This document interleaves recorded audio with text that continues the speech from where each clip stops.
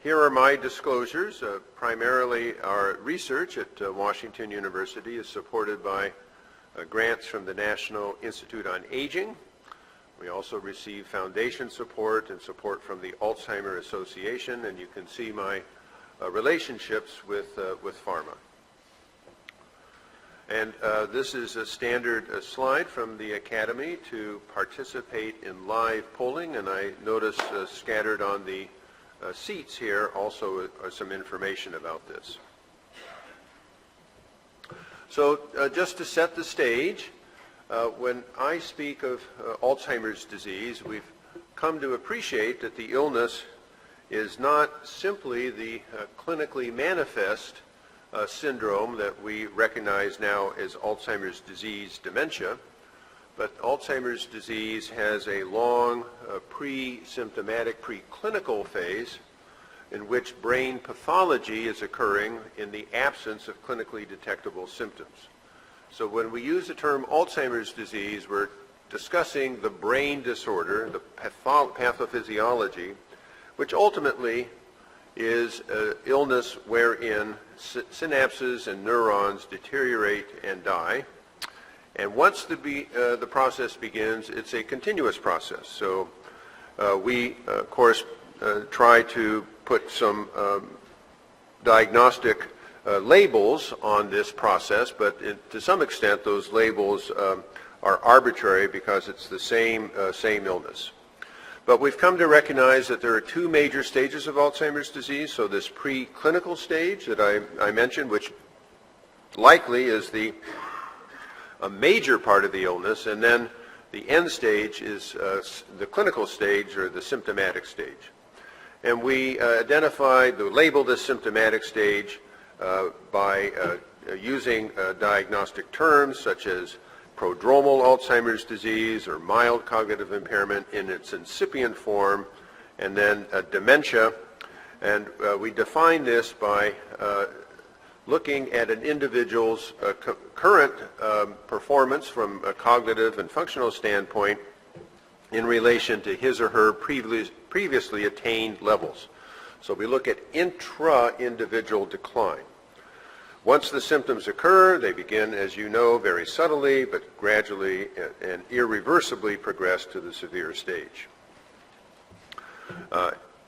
Again, for clarity, we use the term dementia. Of course, dementia is a syndrome, and it's defined by decline in memory and other cognitive abilities that are sufficient to affect that individual's performance of his or her usual activities. Now, clinically, we can detect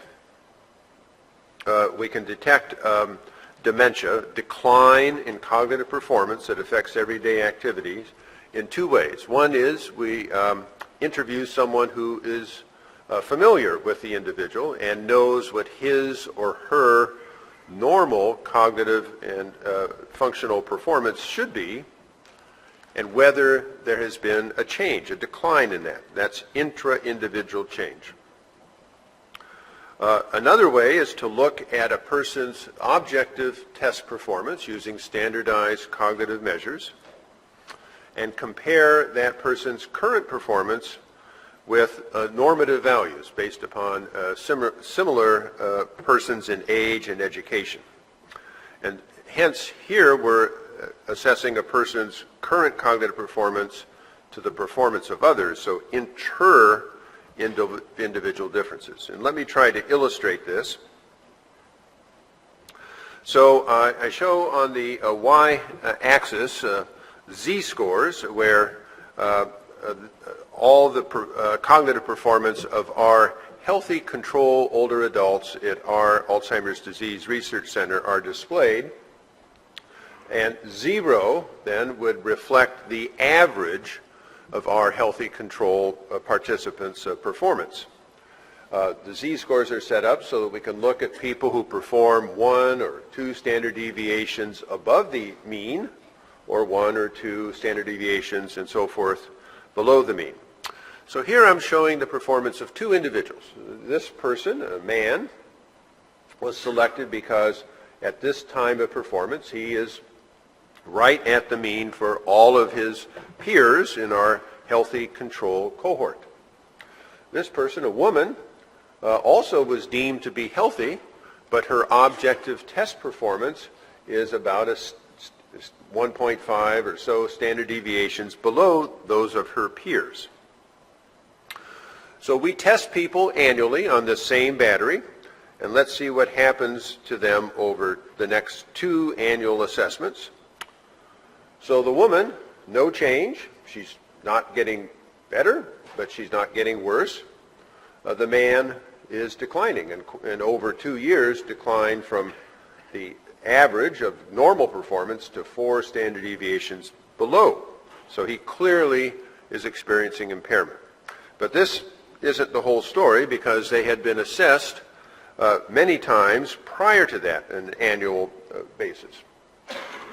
So at baseline, the man was one of our top performers. He was a retired CEO, very highly educated, and it looks like for about 6 years he was relatively stable. You might say he had some decline over this period of time, but relatively stable until this time of assessment, when it looks like there's an inflection point, a sharp drop in his cognitive impairment, so cognitive performance.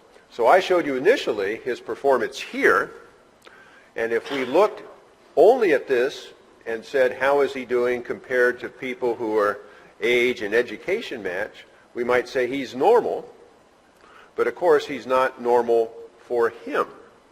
So comparison with others sometimes can be misleading. Intra-individual decline is most informative. And the woman just was not very good at taking tests, but she remained stable. So we don't have the luxury in our clinical practices of looking at past cognitive performance over many years as obtained by neuropsychologic testing. We have to evaluate the person when they come to see us for an initial evaluation. And so we're interested in capturing the observations of someone who knows the person well, a collateral source or an informant. And several years ago, a colleague at the Alzheimer's Disease Research Center at Washington University, Jim Galvin and others, looked at our research interview for collateral sources or informants and determined the 8 questions that seemed to be most informative as a screening tool. And Jim labeled this the 8-item informant interview to differentiate aging and dementia, or the Alzheimer's, ascertained dementia 8-item questionnaire. So this is a very brief questionnaire that takes about 2 minutes to complete. The informant can complete it prior to coming to the office, so it doesn't have to be administered to them. They can do it themselves.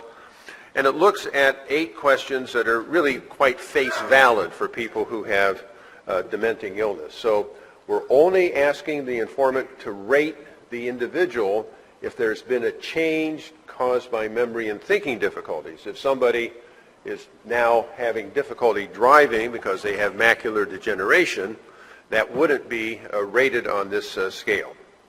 So the 8 questions are, is your husband, your wife, more likely to repeat questions or tells the same story? Is there evidence of forgetfulness, forgetting appointments, poor decision making, inappropriate purchases, poor driving, difficulty managing financial affairs, difficulty in learning or operating appliances, disorientation, decreased interest or ability to carry out usual activities, and just a final question, is there overall a problem with his or her thinking or memory? So 2 or more yes answers to these 8 questions gives a positive predictive value of about 87% for detecting even incipient dementia. So this is just a screening tool. It's not a diagnostic tool, but it can alert busy clinicians that there may be some concern about a dementing process in an individual patient. So for almost since the 1970s, when we first started becoming aware that dementing illnesses were a major problem and a growing problem in all developed countries and increasingly in less developed countries, we've made the diagnosis based upon our traditional approach to elicit a group of complaints or features and put them together into various syndromic classifications. So the syndromic diagnosis would yield a diagnosis of dementia, and then if it happened to be a gradual onset but progressive and present with more amnestic difficulty, we would call it the dementia. We would say it's of the Alzheimer type. It has that syndrome to it. To develop this syndromic diagnosis, of course, we have to, as I've just indicated, interview someone who is familiar with the patient, as well as examine the patient and do bedside mental status testing. So this can be time-consuming to interview not just the patient, but also someone who knows them well. And most importantly, this syndromic approach frequently is inaccurate. Not long ago, a study was published of individuals who were diagnosed at federally funded Alzheimer's disease research centers and given a diagnosis of the dementia of the Alzheimer type, and then followed through to autopsy. And about 17% of the time, the individuals who had been clinically diagnosed by experts at these Alzheimer's centers turned out not to have Alzheimer's disease. So even in the hands of experts, there's a fair amount of diagnostic inaccuracy. And of course, outside of Alzheimer's centers, the percent of inaccuracy increases. So this syndromic approach, time-consuming, not always accurate. But now we have the opportunity to begin to incorporate biological markers of the pathophysiology of Alzheimer's disease, biomarkers. And indeed, new diagnostic criteria, both developed in Europe as well as here in the United States, as supported by the National Institute on Aging and the Alzheimer's Association, are beginning to incorporate biomarkers into the diagnostic algorithm. And many of you are aware that the Affordable Care Act suggests an annual wellness visit for Medicare recipients in which cognitive screening is to take place, and no one really knows what that means or how to do that, and whether screening will be plagued by false positives or false negatives, and it may be that biomarkers can help us determine who may be at risk for developing the clinical stage of Alzheimer's disease or other dementing disorders. So here are the molecular biomarkers of Alzheimer's disease. So right now we have two approaches. One is to examine Alzheimer-related proteins in the cerebrospinal fluid. And the two proteins that are most informative are amyloid beta, particularly the 1-42 isoform of amyloid beta.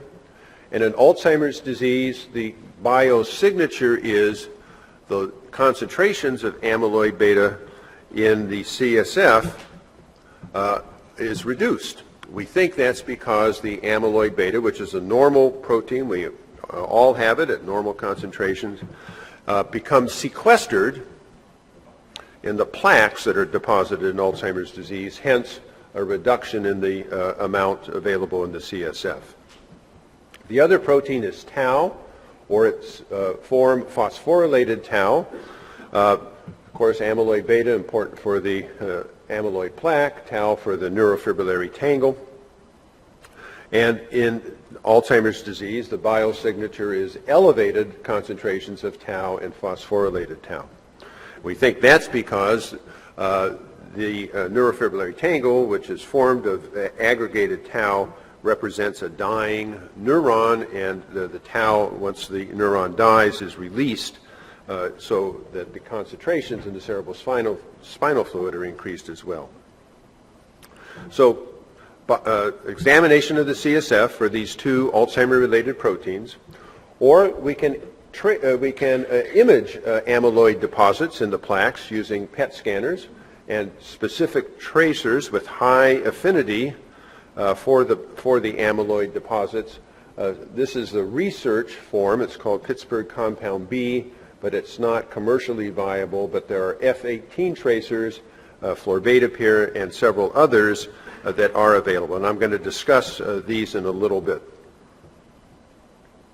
So these are the molecular biomarkers of Alzheimer's disease that suggest in the new revised diagnostic criteria for dementia due to Alzheimer's disease can improve diagnostic confidence. Of course, the pathology as represented by these biomarkers has consequences for cerebral tissue, so we can look at downstream indicators of the continuous process of synaptic and neuronal deterioration. So there will become hypometabolism in vulnerable regions of the brain. We can develop whole brain or hippocampal atrophy, maybe some connectivity issues. Now, you're aware that very rarely there are causative mutations causing dominantly inherited Alzheimer's disease. These are the most potent biomarkers, but of course not very practical since they're so rare. Then the genetic susceptibility factor, the E4 allele of apolipoprotein E, has been suggested to be a biomarker, but it's insufficiently specific to be a diagnostic biomarker. So not recommended that people have ApoE genotyping to know whether they may have Alzheimer's disease. And these downstream biomarkers, FDG PET, hypometabolism, hippocampal atrophy, and so forth, also are less specific because other illnesses can cause those as well. So just to talk about mild cognitive impairment, the major, two major distinguishing features of mild cognitive impairment from Alzheimer's disease dementia is one, that the cognitive impairment is less than in dementia, and two, that function is largely intact in mild cognitive impairment, whereas in dementia it is impaired. But as I was just mentioning, there are new criteria for Alzheimer's disease and now new criteria or revised criteria for MCI due to Alzheimer's disease. And they have the standard, these revised criteria have the standard approach to MCI. There's been a change in cognition, a decline. There's at least objective test evidence of impairment in one or more cognitive domains, usually memory, but not always, independent in function, and not demented. Of course, these two are the same, right? If they had functional impairment, they might be demented. But the new revised criteria suggest a new definition for functional independence such that people can have mild problems in carrying out instrumental activities of daily living, and they may require assistance in performing these activities. So that's a little blurring the line between functional independence if people need help to carry out everyday activities. So it becomes a little bit of a challenge, and again, gets us back to this issue of trying to classify continuous process of cognitive decline into different syndromes, MCI due to Alzheimer's disease and very mild Alzheimer's disease. And that's just a difficult thing to do. I just want to raise that issue because it can be sometimes diagnostically troublesome. As with dementia, mild cognitive impairment has many potential underlying etiologies, but also like dementia, the leading etiology for mild cognitive impairment is Alzheimer's disease. And in those individuals, when Alzheimer's disease is the underlying etiology, I submit that MCI is the earliest symptomatic stage of Alzheimer's disease. So I mentioned earlier that we have imaging tracers now that allow us to capture the molecular pathology of Alzheimer's disease, and here in a microscopic section are the amyloid plaque, and here is the neurofibrillary tangle, and here's a amyloid PET scan using that tracer florbetapir.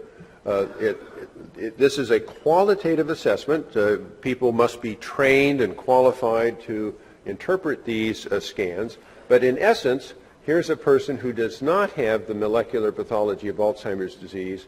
The tracer, an F18 compound, gets into the cerebral vasculature, and there in the cerebral cortex is no retention of the tracer. So there's sharp division between the cerebral cortex, which lacks any binding of the tracer, to the non-specific binding of the white matter. We can see a clear distinct demarcation between gray and white matter.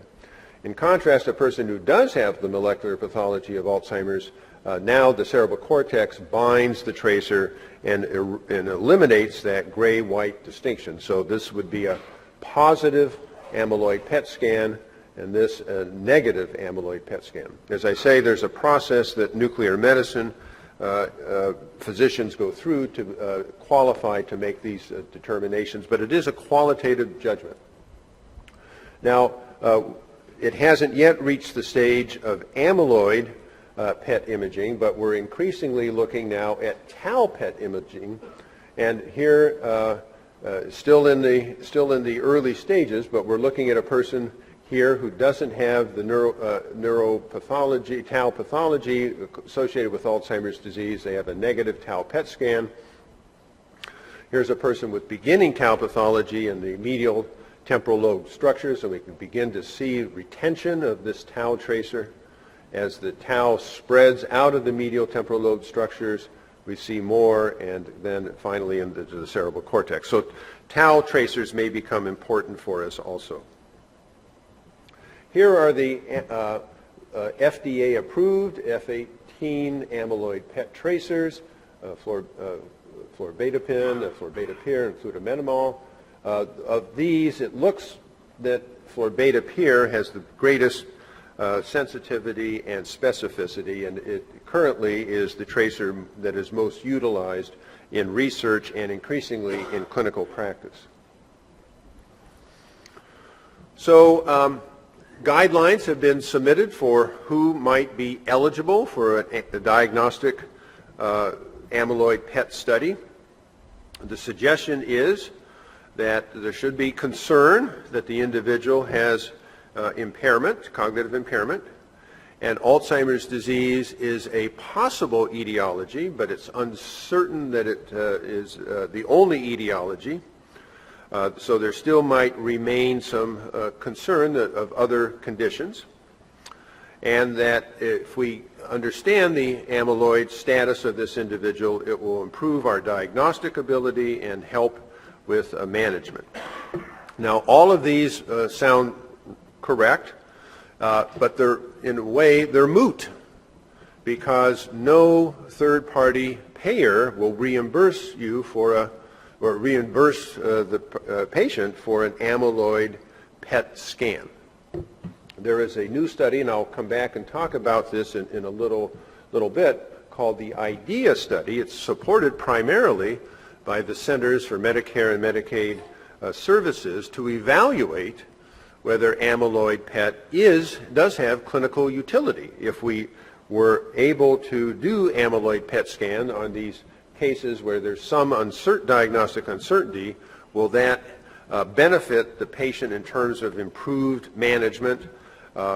So there's a study just launched in January across the United States to have amyloid PET scans in individuals who meet these criteria at no cost to the patient, and these individuals then will be followed for various outcomes to see if learning their amyloid status altered their management. I'll talk about this in a little bit, but if anyone is interested, here's the website.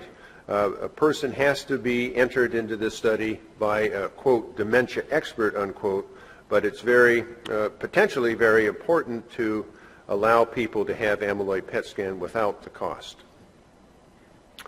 So when should biomarkers be incorporated into a diagnostic algorithm, whether it's amyloid PET scan or CSF evaluation?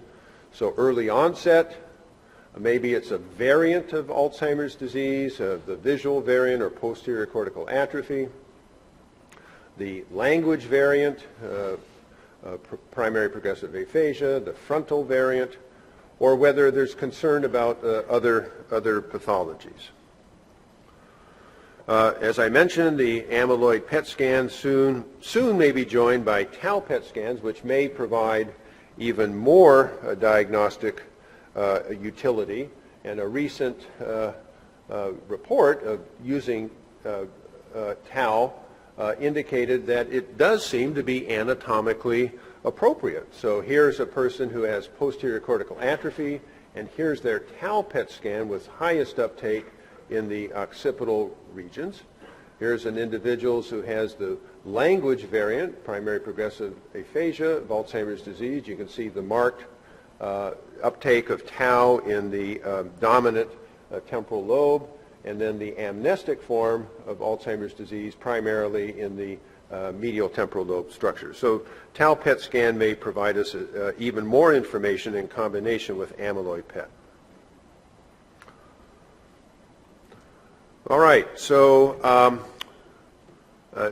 I don't know, did they provide audience response to you? Do you have? Yep, okay. So how many of you have used Alzheimer's disease biomarkers in your practice for dementia assessment? So you can mark one or all of those, if you will. I'll give you a minute.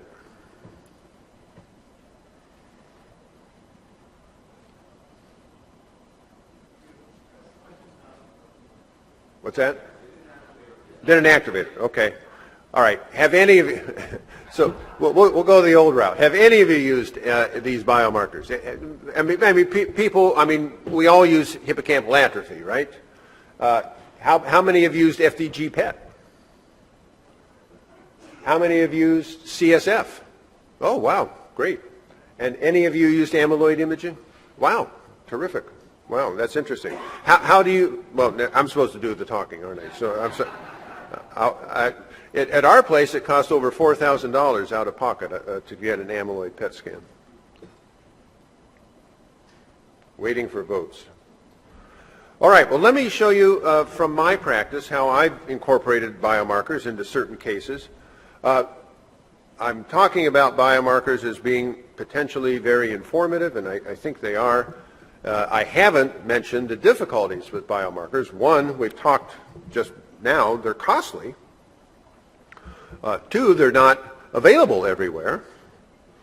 And three, they still have yet to be standardized. So even for CSF, there are different assays. Within assays, there's variability.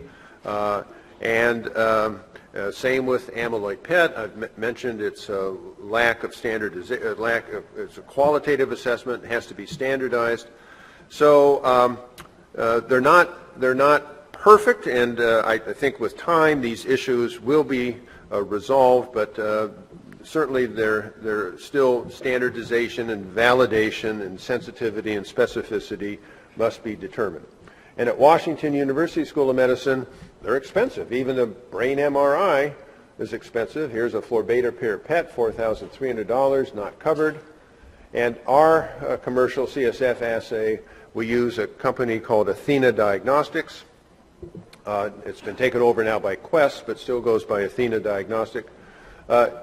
So it takes about an hour to complete the lumbar puncture, to obtain the CSF, and to rest afterwards. The entire assay may cost something like $2,400, including the fee to obtain the LP. We've been finding that it's been partially covered by Medicare up until February, and now Medicare tends not to reimburse this, so now it become even more costly. So here's one of my patients. It was a faculty member at the university. She worked in a laboratory. She'd been her degree. She grew up in Spain and became a biomedical engineer. Married, came to the United States, and she had memory problems. That's how she was referred to me. I took a family history. There was no clear family history of dementia. I mean, this is pretty early onset, so we worry when it's early onset about a potential dominantly inherited form of Alzheimer's disease. Her mother was said to have dementia, but apparently came only after she experienced a stroke. My patient had siblings, including a 60-year-old sibling, none of whom had cognitive difficulties. So no clear form of cognitive family history.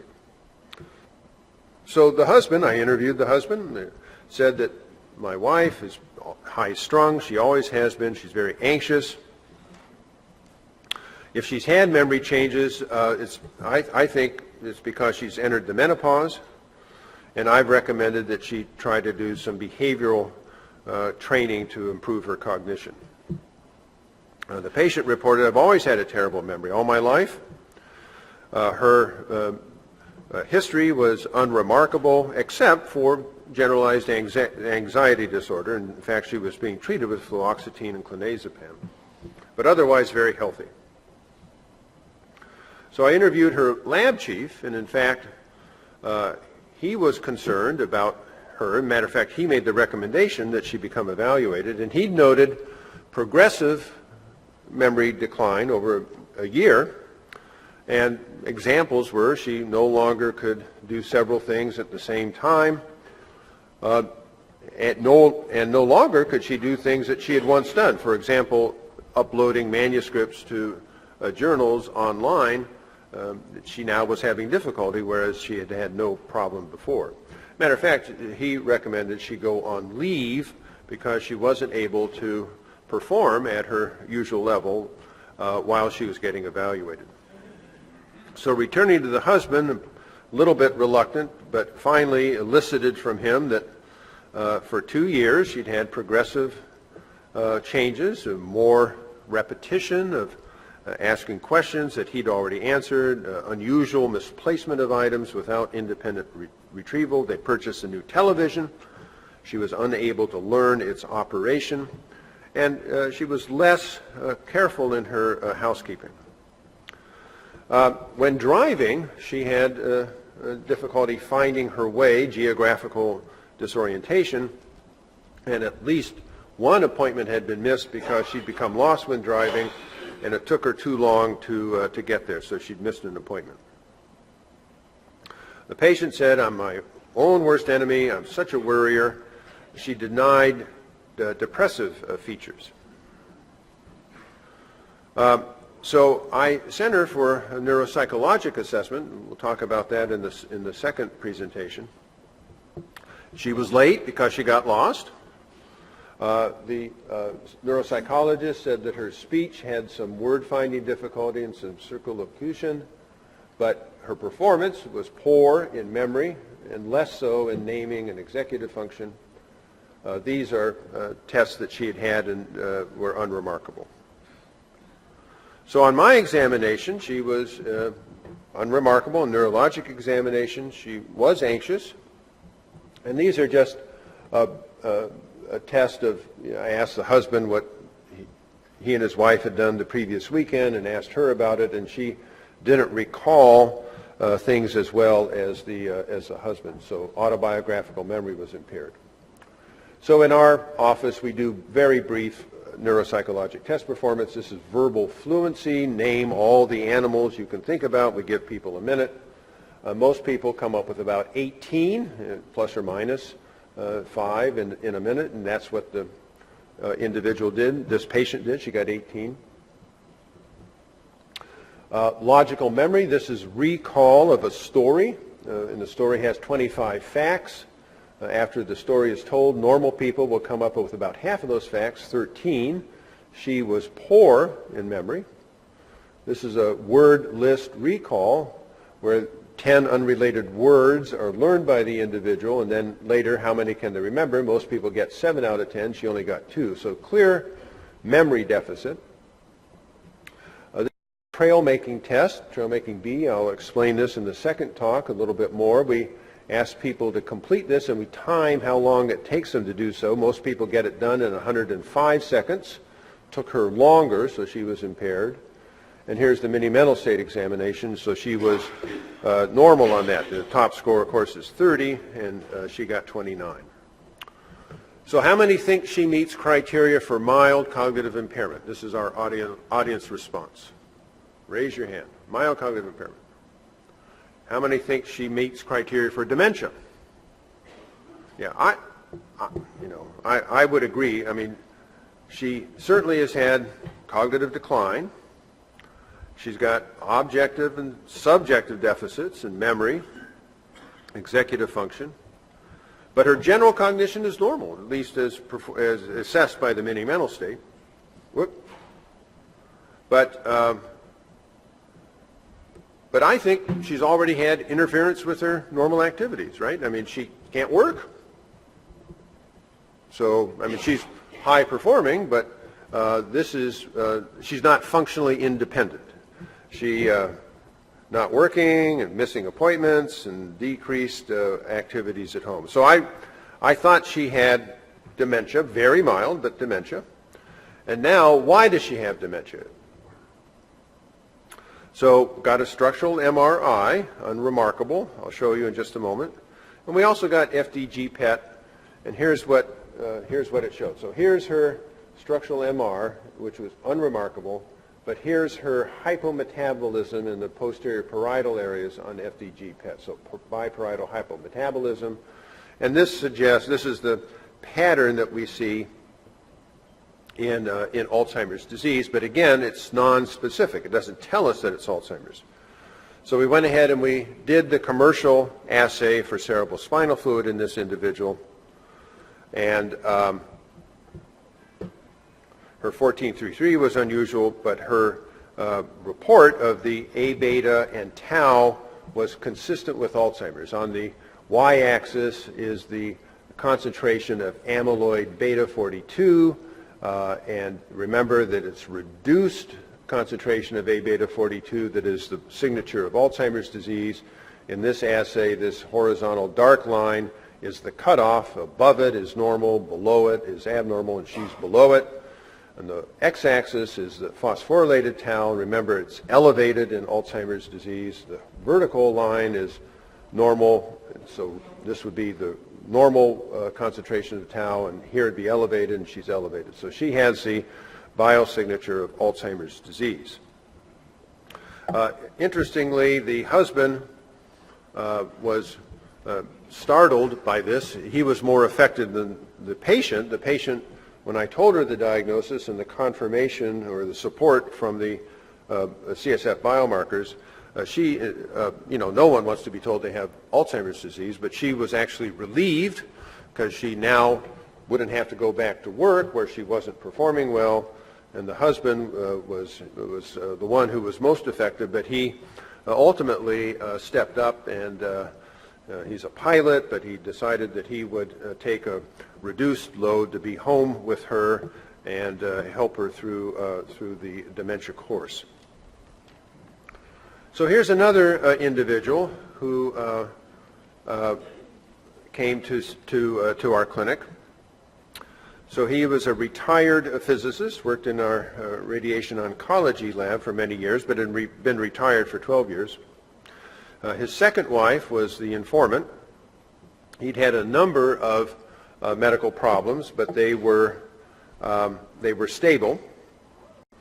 And again, no family history of dementia. Before coming to see me, he'd been hospitalized for empyema, and during the hospitalization developed delirium that was treated with quetiapine. So that was his history. For the cognitive difficulties, he'd had progressive memory difficulty for a couple of years. He was an amateur thespian, and he was auditioning for a role in Midsummer's Night Dream. We have a Shakespeare festival each summer in our large municipal park, and he was wanting to perform in that, but he had unusual difficulty trying to memorize the lines. He was misplacing items, but according to the wife, there wasn't much in the way of repetition. He'd had some functional impairment. He'd stopped driving. He'd had some fender benders. His wife now was taking over increasingly the activities of paying bills at restaurants and monitoring the finances. And he also was having difficulty with appliances. He was dysthymic but denied overt depressive features. Now, even prior to the cognitive difficulties, or to the memory difficulties, he complained of some visual misidentifications. For example, they'd be walking in the living room and he would have the idea that the back of the sofa was moving, changing its shape. If they walked into a poorly lit room, he thought in the corner of the room there might be an animal, a dog. Turn on the light, and then he saw there was no dog, but he visualized a dog there.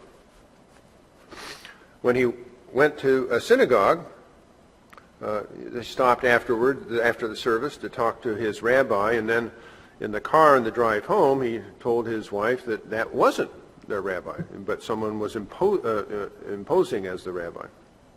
His visual function was normal. So on examination, he was largely unremarkable, mildly shuffling gait. He had some comprehension difficulties and dysgraphia, and was unable to draw a clock. And this is his clock here. I don't know if you can see it. He drew the circle and put in the 12. The individual markings are there, but the spacing is not consistent, and he was asked to indicate 8:20 with the hands and was unable to do that. So here's his performance on those brief psychometric tests. Here's the fluency test, and name all the animals you can think about. Normal score is 18. He only got 7. He was impaired in both the story recall and the word list recall, so difficulty in memory. Could not complete that trail making test, but still doing pretty well on the mini mental state. We sent him for a neuropsychologic evaluation as well. He couldn't understand the instructions, but during the testing, he told the tester that he thought there was someone sitting next to him wearing green. He couldn't identify the face, but he had this illusion that someone was next to him.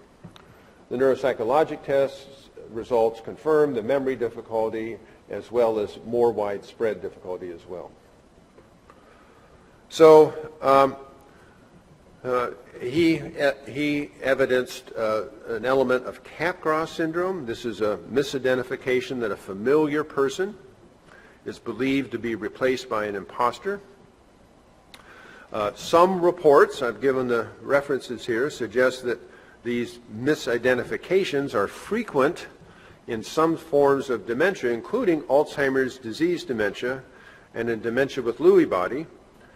In my experience, I don't see them nearly as frequent as 16%. That's what this report said.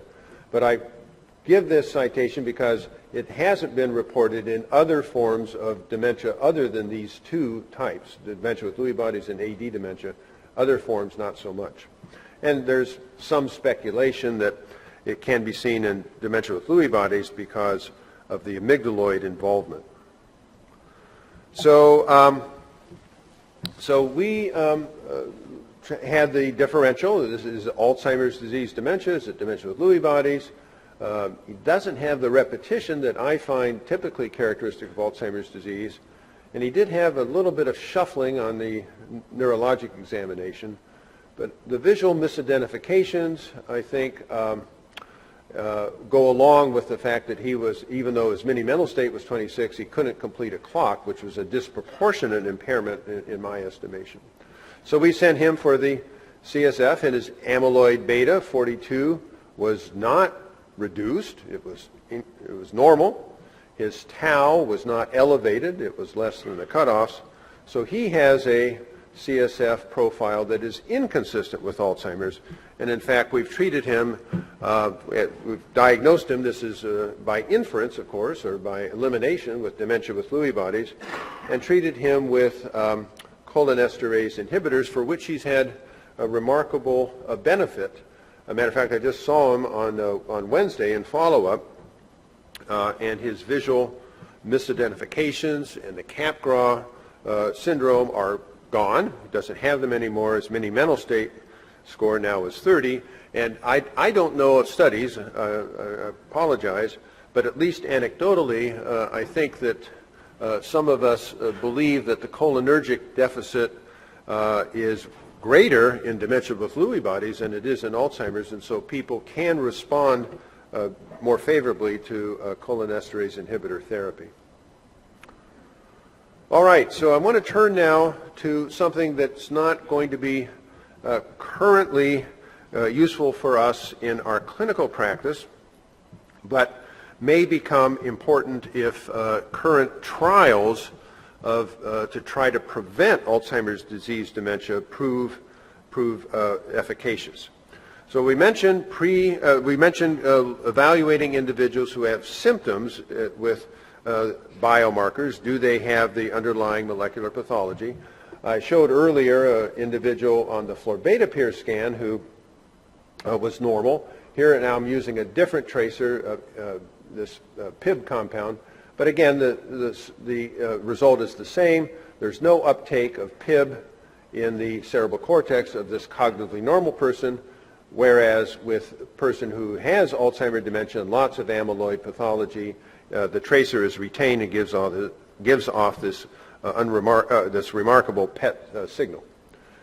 But in our research studies, we give PIB as well to cognitively normal people, and some of them, about a third, show a PET profile that's virtually identical to that of an Alzheimer's dementia person. That is, they're cognitively normal, but they still have the apparent pathology of Alzheimer's disease. So we would consider this to be preclinical Alzheimer's, and the assumption, yet unproven, is that people with preclinical Alzheimer's disease, should they continue to live, ultimately will develop Alzheimer's disease dementia. So this is a preclinical diagnosis, and in fact in this individual that's what happened 3 years later. So we're trying to determine when this process may begin of preclinical Alzheimer's and how long it might take until someone becomes symptomatic, and it's been proposed that maybe there are 3 stages. The first begins with amyloid, as we can detect it by PET scanning or CSF A-beta 42. Second stage would be that amyloid deposition, or whatever mechanisms are associated with that, lead to neural injury, loss of synapses, loss of neurons, which we would detect amyloid plus neurodegeneration by FDG PET or by high CSF tau or by hippocampal atrophy. And the third stage would be having the amyloid, the neurodegeneration, and some subtle cognitive decline. This has been not operationalized. We don't quite know what that means, but this would be the idea that would be the transition from cognitively normal to symptomatic Alzheimer's disease. And we've looked at this in our healthy control sample at Washington University and found that most of the people they're all cognitively normal. Most of them do not have any of these abnormalities. 47 had amyloid only, 36 had amyloid plus neural injury, and 13 had all 3. And to me, the interesting finding is if you don't have amyloid, your chance of becoming symptomatic with Alzheimer's disease over a 5-year period is remarkably low, and that's good. If you have amyloid alone, well, you're at some risk of becoming symptomatic over a 5-year period, but it's really only when you develop the amyloid plus the neural injury that your risk is quite elevated. So I think we're beginning to identify the characteristics of individuals with preclinical Alzheimer's disease who are at risk of becoming symptomatic. I want to give you an idea about this and tell you a little bit about the difficulties of trying to capture this issue of subtle cognitive decline. So this is a research participant who'd been very healthy. He was 82. He'd voluntarily retired. He'd had a history 30 years earlier of prostate cancer, was taking only simvastatin as a prescription medication. He hadn't had much education, but he was a successful oil distributor, as I say, voluntarily retired. No family history of dementia. After retirement, he built his own home. This is an occupational hazard of looking at healthy older people who volunteer for research studies of memory and aging. They're all remarkably accomplished. I could never build a home, but here he is building his own home, and makes me feel pretty small. and he's chairing the board for his bank. He serves as a church deacon, highly exercised. His daughter, who was a nurse, said, well, he's had very slight decline in memory. So she noted a memory change. And he also would get time relationships mixed up. But when asked, is this a problem, she ultimately said no. He said, well, I do have some forgetfulness. I misplaced my credit card. I had to cancel it, get a new one. I have trouble following names. We see people, as I mentioned, every year. Now, a year later, at age 83, his prostate cancer had recurred. He had just completed radiation therapy. And importantly, you'll see why this is important, he now was using hearing aids. Interviewing his daughter, once again, decline in his judgment and problem solving. Remember, this was a home builder. She'd come over to her place to install some shelving in her garage, and he mismeasured, so the shelves weren't appropriate for what he was building, and that was very uncharacteristic for him. 2 years later, he was 84. Daughter again said difficulty with time relationships. That's been going on for some time.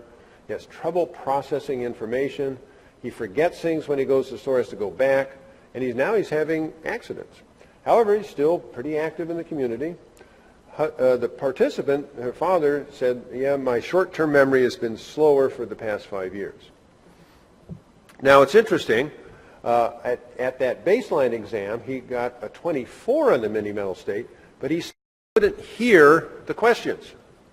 And remember, here I said is where he got his hearing aids. He did 27. Here he got 30. So this is the 15-item geriatric depression scale, where we look for depressive features. Item 10 asks, we're asking him, do you think you have more trouble with memory than most people? And he always answered no. Even though he was complaining of short-term memory difficulty, when he was asked, is it a problem, he said no. He did not have depressive features. This is a functional activity questionnaire. 0 is normal. He was 0. This is a clinical dementia rating. He was cognitively normal at all 3 times of assessment. Well, that's the last time we saw him. So after that, his prostate cancer worsened, and he died in hospice at age 86. So 2 years after we last saw him, we interviewed the daughter later and said, were there other signs of cognitive difficulty? And she said he was ill and, of course, on medications, and couldn't discern whether there was worse problem. So I went back and looked at his objective test performance, and on many of the cognitive tests, he really, so we tested him 3 times over a 2-year period, really didn't have change. On 3 tests, he did have change, and they all were worse, including a sensitive test of memory, the selective reminding test, free recall. So here again are those Z scores. Here he was at baseline, just doing perfectly, but he dropped down 2 standard deviations over a period of time. So I think there is very mild cognitive decline in this individual. So interesting, he complained of difficulty. I'd lost my credit card and had to cancel it and get a new copy. Test performance, well, on at least a few tests, it looks like he was poorer over a 2-year period. The informant said he's got memory difficulty, he's trouble processing, he can't measure the shelving appropriately. But when we asked both of them directly, do you have a problem with your memory, neither the daughter nor he endorsed that, even though they complained of short-term memory. So I put, maybe there's evidence of subjective cognitive decline, plus minus. He complained about it, but when he is asked to say, is it a problem, he didn't say that. Now, objective test performance is another way to screen for this, cognitive decline, and he got better on the mini-mental state once he got his hearing squared away. Here's that Alzheimer's, the ascertained dementia 8 scale, the informant report, and this takes some review of what the daughter was saying, but she said, yes, poor judgment in terms of trouble processing and the measurement of the shelving and the disorientation. So he had 2 yes answers, so it looks like the informant report suggested a problem. So here's his CSF that we got at the first time of assessment. The A beta was low, there's the cutoff, the tau was high, so he has the biomarker evidence of preclinical Alzheimer's disease, even though he was said to be cognitively normal. Here's his brain MR. I don't see much in the way of hippocampal atrophy. We do some quantitative testing, and here's the dark red line is the mean hippocampal volume over age range. It goes down slightly with age, and 1 standard deviation in the shaded part and 2 standard deviations at the outer, and he was well within normal on his hippocampal volume at time of first evaluation. So he died, as I mentioned, 4 years later, came to autopsy, and now I think there is some hippocampal atrophy. The temporal horns look enlarged.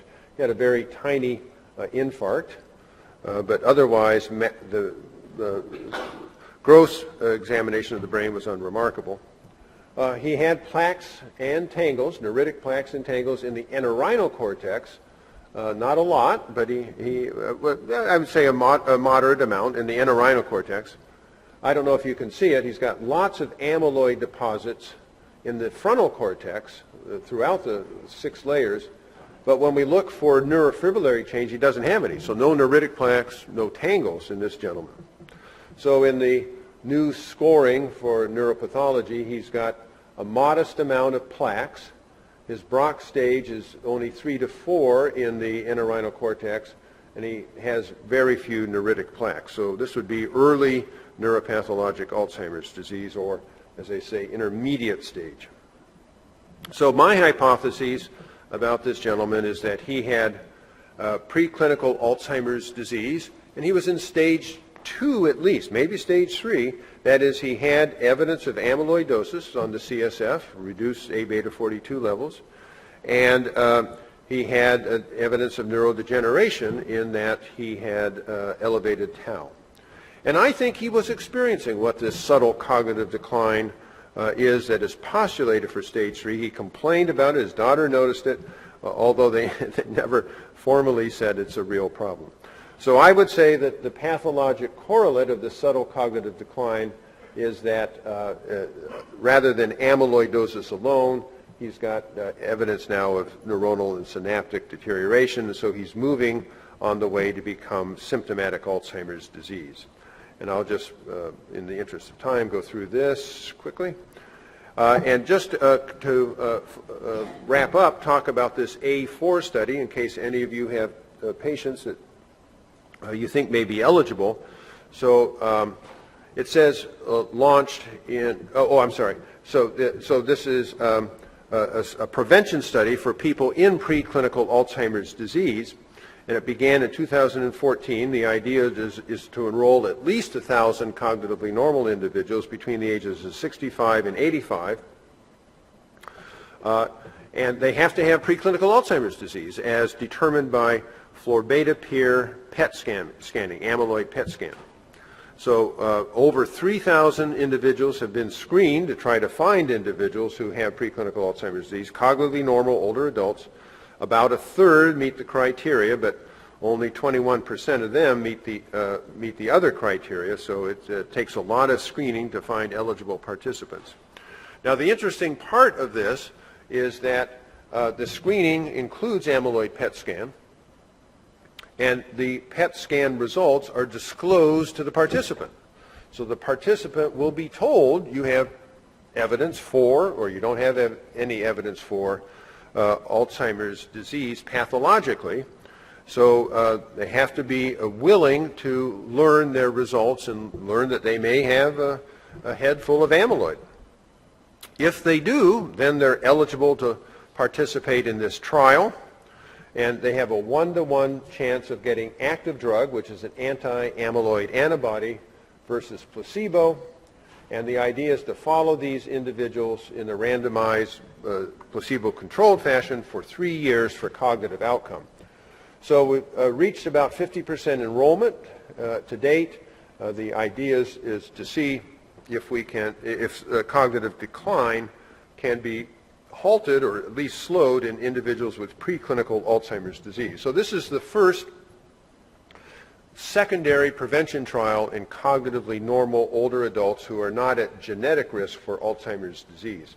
The first study of its kind. So that's, even though we are in our clinical practice dealing with symptomatic individuals, I thought you should be aware that the emphasis now is to not only use biomarkers to help identify people with symptomatic forms of dementia and try to, dementia syndromes, and try to identify their underlying pathology, but now to select people who may be eligible for prevention trials. And additional prevention trials in cognitively normal individuals are being developed as well. So we still need to standardize and validate biomarkers in clinical settings. Must be affordable, must be accessible, but I do think that biomarkers will have the potential to support the clinical diagnosis, at least of Alzheimer's. We're developing biomarkers for synuclein and other entities, but right now it's Alzheimer's. And I think it's, as I mentioned, that these will make prevention trials in Alzheimer's disease increasingly common as we can use them to detect preclinical stages of the illness. So I think I will stop there. I will now, with your permission, begin the second talk on neuropsychology. You notice at the end of this session there's supposed to be a panel discussion with myself and Dr. Ruskowski. Since she can't be here, it's going to be a relatively limited panel, but I'll be available for questions.